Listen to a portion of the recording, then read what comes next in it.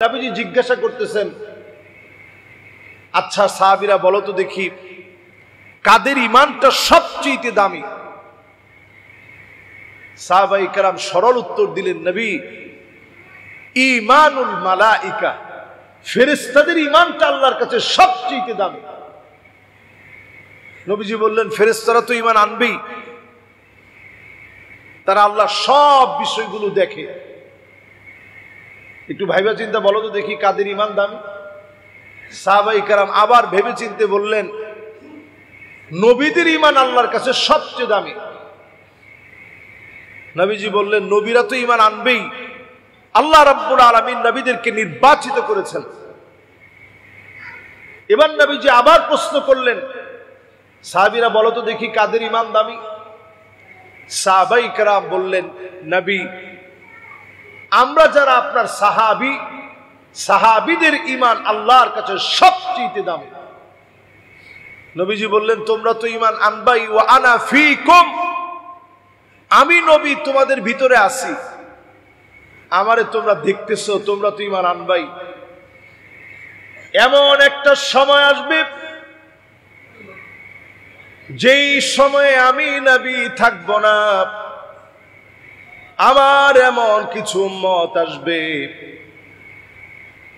মান আমানা বি ওয়া লাম ইয়ারানি, না দেখে যারা ঈমান আনবে, কলিজা থেকে মহব্বত করে যারা ঈমান আনবে, তাদের ঈমান সবচেয়ে দামি হবে, তাদের ঈমানটা সবচেয়ে মূল্যবান হবে।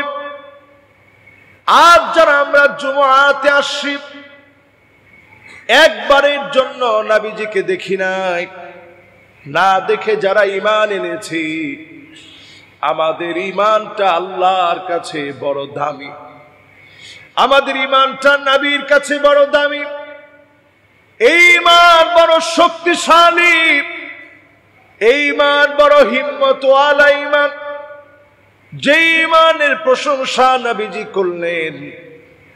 আপনি যদি ঈমানের স্বাদ পেতে চান, আলাইকুম বিসুন্নতি, নবীজির সুন্নত মানা লাগবে, খুলাফায়ে রাশিদিনদের সুন্নত মানা লাগবে, ওয়া আদ্দু আলাইহা বিন্নাওয়াজিস, যেই দাঁতকে মারির দাঁত বলে, সামনের দাঁত দিয়ে নবীজি বলেন নাই, মারির দাঁত দিয়ে সাহাবায়ে কেরামের আদর্শ মেনে নেওয়া লাগবে।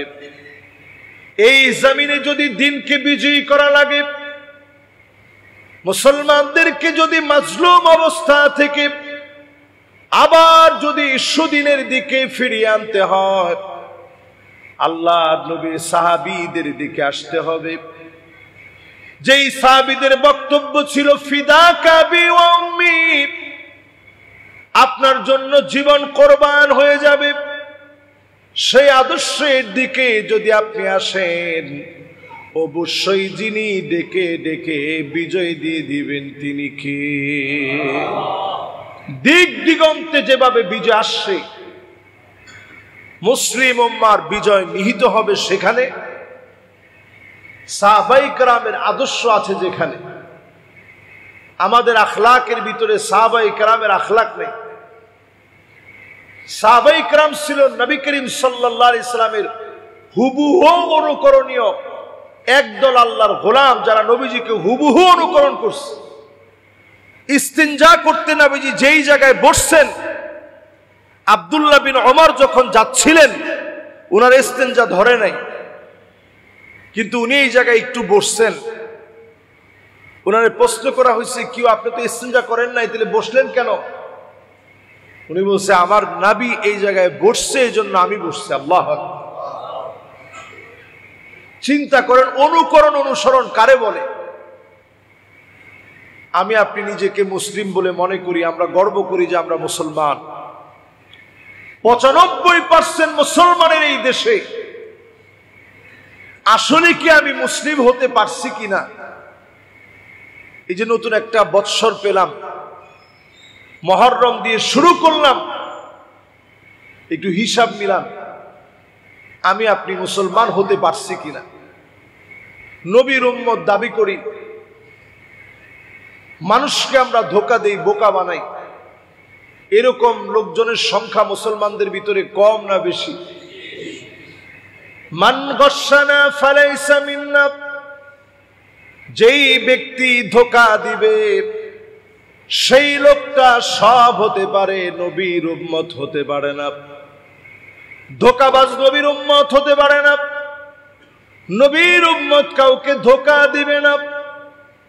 আল্লাহর নবীর সাহাবীরা সামান্য খেয়ে পরে জীবন পার করে দিয়েছে, সবুর করেছে অনেক। একদিন আল্লাহর হাবিব বের হলেন কাইলুলা করার সময়। কাইলুলা মানে দুপুর কেন্দ্রিক সামান্য খাওয়ার পরে ঘুম। এই সময়ে যখন বের হয়েছেন, আল্লাহর নবী নজর করে দেখতেছে হযরতে আবু বকর আর ওমর দাঁড়ায় আছে। ক্ষুধার ছাপটা চেহারার ভিতরে বোঝা যাচ্ছে। নবীজি বুঝতে বাকি নাই, আবু বকরের বড় ক্ষুধা লেগে গেছে, ওমরের বড় ক্ষুধা লেগে গেছে। আল্লাহর নবী আদর করে তারপরও বললেন, তোমাদের কি ক্ষুধা লাগছে? বললেন, ইয়া রাসূলুল্লাহ, ক্ষুধার এত কষ্ট, এত যন্ত্রণা, ঘুম আসতেছিল না, এই জন্য বের হয়ে আসছি। আল্লাহর নবী বললেন, আমারও বড় ক্ষুধা লেগেছে। নবীজি একজন সাহাবীর বাড়িতে গিয়ে হাজির হলেন। আনসারী সাহাবী। সেই সাহাবীর বাড়িতে নবীজি যখন গেলেন, সাহাবী গিয়েছিল একটু পানি আনার জন্য। ভিতর থেকে সাহাবীর স্ত্রী যখন দেখলেন জগতের তিনজন বিখ্যাত মানুষ চলে আসছে, নবীজির সঙ্গে মেহমান হয়েছে আবু বকর, ওমর রাদিয়াল্লাহু তাআলা আনহুমা, ডাক দিয়ে তিনি বললেন, মারহাবান মারহাবা, আপনাদের মতো মেহমানকে সুস্বাগতম। নবী করিম সাল্লাল্লাহু আলাইহি ওয়াসাল্লাম ঘরে গিয়ে জিজ্ঞাসা করলেন, আমার সাহাবী কোথায়? ওগো নবীজি একটু পানি আনতে গেছে। এবার সাহাবী পানি এনে দেখে আল্লাহর নবী আবু বকর ওমরকে নিয়ে হাজির হয়ে গেছে। সাহাবী আল্লাহর নবীকে দেখে অবাক হয়ে গেছে, কি রেখে নবীকে কি খাওয়াবে? মিষ্টি পানীয় সামনে দিয়ে খেজুরগুলো দিয়ে দিল। খেজুরগুলো দিয়ে দেওয়ার পরে আল্লাহর নবী আবু বকর ওমরকে নিয়ে একটা একটা করে খেজুর খাচ্ছে। সাহাবী ওই দিক দিয়ে বকরি জবাই দেওয়ার জন্য যাচ্ছে। আল্লাহর নবী বলতেছে, আবু বকর ওমর শোনো, যে কয়টা খেজুর খেয়েছো সবগুলার জবাব আল্লাহর কাছে দেওয়া লাগবে। লা তুসআলুন্না ইয়াউমাইযিন আনিন নাঈম, এই নিয়ামতের জবাব দেওয়া লাগবে। চিন্তা করেন, কয়েকটা খেজুর খেলে যদি জবাব দেওয়া লাগে, আজকের এই সুখের দুনিয়ায় ইহলৌকিক সভ্যতার এই সময়ে পরলৌকিক জীবনকে যখন ভুলে গিয়েছি, পরলৌকিক জীবনকে যখন ভুলে গিয়েছি, ইহলৌকিক সভ্যতা যখন হারিয়ে দিয়েছে, পরলৌকিক সভ্যতাকে যখন আমরা বিদায় জানিয়ে ফেলেছি, এত পরিমাণ নিয়ামতের পাই টু পাই যার কাছে জবাব দেওয়া লাগবে তিনি কে? আল্লাহর সামনে দাঁড়ায় সেদিন জবাব দেওয়া লাগবে। এজন্য সাহাবাই কেরামের আদলে, সাহাবাই কেরামের আদর্শে জীবনটাকে গড়ার চেষ্টা করেন। সাহাবাই কেরাম অল্প খেয়ে তুষ্ট হতেন, সামান্য পরে শুকরিয়া আদায় করতেন। বিলাসী জীবন ছিল না, খুব সামান্য জীবন যাপন করতেন। আজকে আল্লাহ তাআলা আমাদের যে জীবন দিয়েছেন, একজন সাহাবীর সামনে যদি আল্লাহ দাঁড় করায় দেয়, জবাব দেওয়ার মতো কোনো উপায় নেই। এত খানা দানা, এত কিছু আল্লাহ তাআলা দিয়েছেন। এই যে আমরা পোশাকটা পরছি, এখন সৌদি আরবের ট্রেডিশনাল ড্রেস হচ্ছে এরকম একটা আবায়া। এক সময় এটা যুদ্ধকালীন একটা পোশাক ছিল।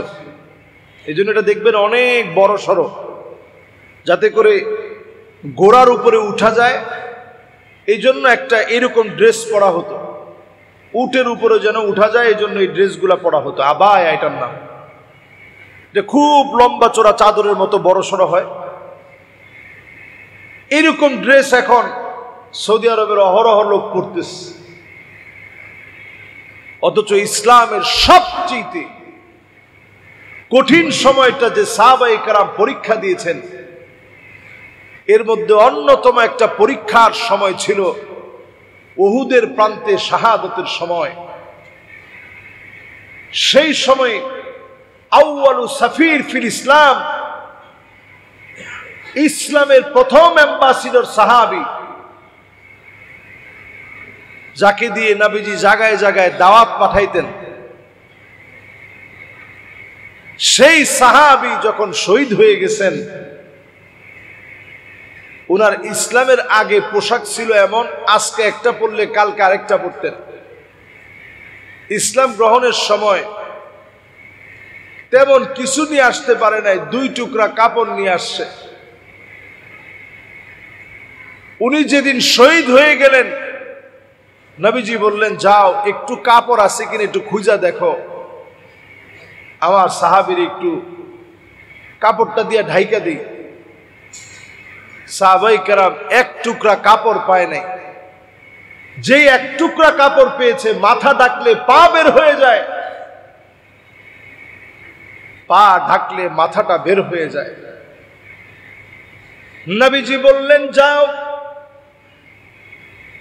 পাটাকে ইদখির নামক গাছ দিয়ে ঢেকে দাও, মাথাটাকে কাপড় দিয়ে ঢেকে দাও। 1 টুকরা কাপড় পর্যন্ত সাহাবায়ে কেরাম পায় নাই।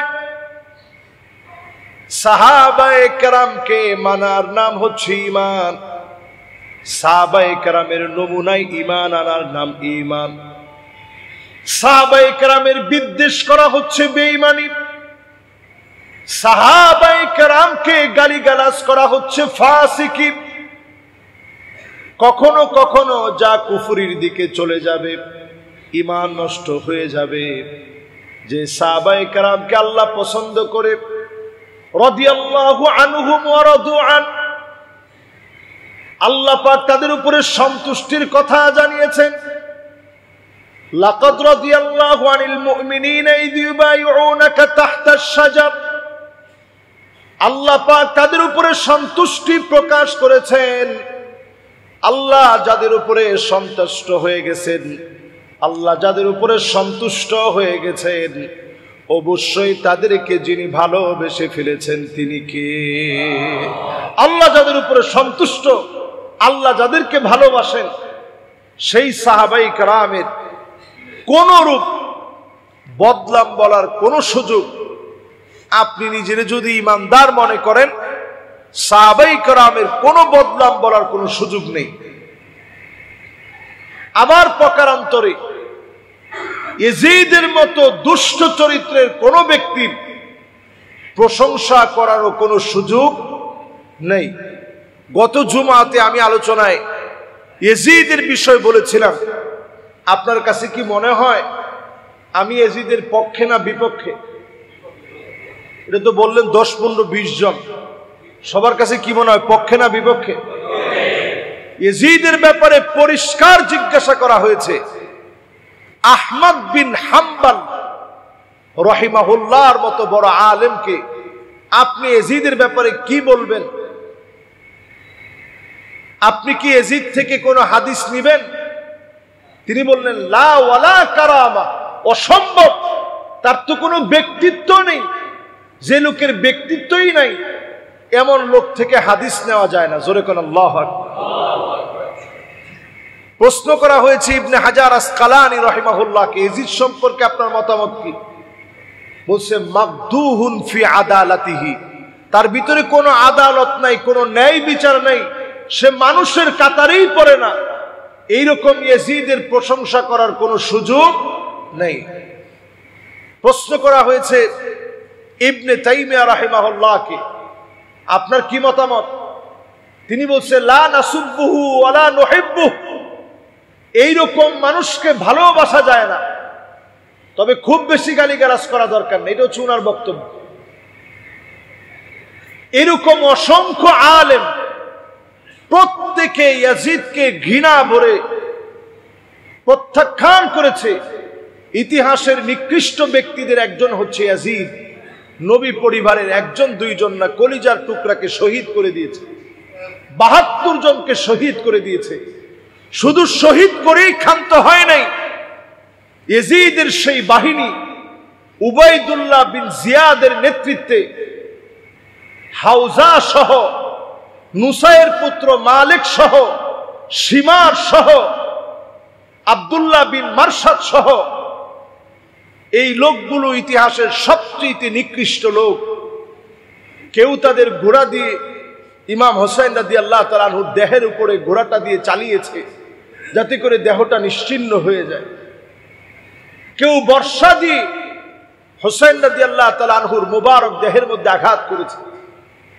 কেউ হোসেন রাদিয়াল্লাহু তাআলা আনহুর পাশ দিয়ে যাওয়ার সময় বলেছে নুসাইর পুত্র মালিক পাপিষ্ট পানি দেয়নি। কেউ যাওয়ার সময় হোসেন রাদিয়াল্লাহু তাআলা আনহুকে বলেছে জাহান্নামের শুভ সংবাদ লও। হোসেন রাদিয়াল্লাহু তাআলা আনহু বলেছেন কাল্লা ইন্নী আকদিমু ইলা রাব্বির রহিম শাফিঈন মুতা, কশিন কালেও নয়, আমি আল্লাহ পাকের দিকে যাচ্ছি, নানাজির সঙ্গে আমার সাক্ষাৎ হবে। বলেন আল্লাহু আকবার। এই পরিবারের সাথে যারা বিদ্বেষ করবে তারাও ঈমানের দাবি করতে পারে না। শুধু তাই না, যখন মোবারক মাথাটা নিয়ে যাওয়া হয়েছে, যেই চেহারার ভিতরে নবীজি কত চুমা দিছেন, ধুলায় যখন মলিন হয়ে থাকতো নবীজি বুকে টেনে নিতেন আদর করে। নবীজি আদর করতেন, মহব্বত করতেন, ভালোবাসতেন। নবীজি নাকের ভিতরে চুমা দিয়েছেন, চোখের ভিতরে চুমা দিয়েছেন, কপালে চুমা দিয়েছেন, ঠোঁটের ভিতরে আদর করে চুমু দিয়েছেন। এই নাকের ভিতরে যখন কাঠি দিয়ে যখন আঘাত করা হচ্ছিল, সেখানে একজন সাহাবী উপস্থিত ছিলেন, আবু বারজা আসলামী রাদিয়াল্লাহু তাআলা আনহু ওয়া আরদাহু। তিনি তৎক্ষণাৎ চিৎকার দিয়ে বললেন ইরফা কাদিবাক, তোমরা তোমাদের কাঠিটা উঠায় ফেলো। ওয়াল্লাহি রুব্বামা রাআইতু রাসূলুল্লাহি সাল্লাল্লাহু আলাইহি ওয়াসাল্লাম ওয়াদা ফীহি আলা ফীহি ইয়ালফুমুহু, আমি নিজের চোখে দেখেছি, আল্লাহর কসম, নবীজির দুইটা ঠোঁট ইমাম হুসাইনের ঠোঁটের মধ্যে দিয়ে, নবীজির নাকটা ইমাম হুসাইনের নাকের মধ্যে লাগিয়ে, ইমাম হুসাইনের নাকের মধ্যে নবীজির ঠোঁটটা দিয়ে বহুবার চুমু দিয়েছে। এই নাকের মধ্যে তোমরা আঘাত করো না। আল্লাহু আকবার। এই মহব্বতের জায়গা, নবীজির কলিজার টুকরা ইমাম হুসাইন রাদিয়াল্লাহু তাআলা আনহু শাহাদতের সেই নির্মম ট্র্যাজেডি মুসলিম ইতিহাসকে শেখায়। কখনো কখনো আপনি দুর্বল হলেও জীবন আপনার চলে যেতে পারে ইসলামের জন্য। এরপরে এই দুর্বলদেরকে যিনি বিজয় দান করবেন তিনি কে?